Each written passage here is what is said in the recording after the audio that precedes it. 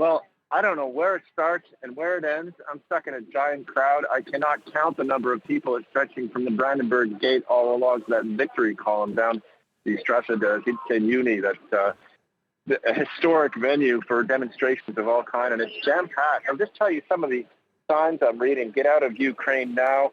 Putin is not Russia.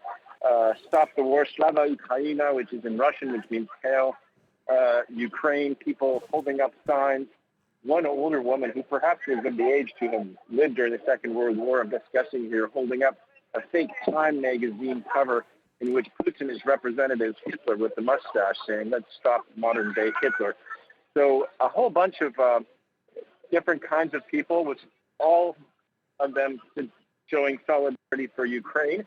And that's some about the measures that have been just decided. I think there's considerable support, but there are also some people who are saying that weapons should not be sent to Ukraine, that it is not actually going to help the situation. So a variety of opinions, I think, on that particular front. And as we just heard from our correspondent in Brussels, it is a big policy shift, and I think it's going to take time to bring public opinion around to that question of sending weapons to Ukraine. The latest poll we have, the only one we have before the Russian invasion, actually suggested that 68 of Germans were opposed to the idea of sending weapons to Ukraine, and it's now a reality. Yeah, and Nick, as you're speaking to us, we're looking at these images. The estimates coming in at the moment are that there are more than 100,000 people out there demonstrating. Tell us a little bit more. I mean, how wide is the spectrum of opinion on this crisis? We seem to have lost our correspondent, Nick. No, I'm here. Nick? I'm here. Sorry. Yes, yeah. We're just wondering what the array of opinions are on this issue.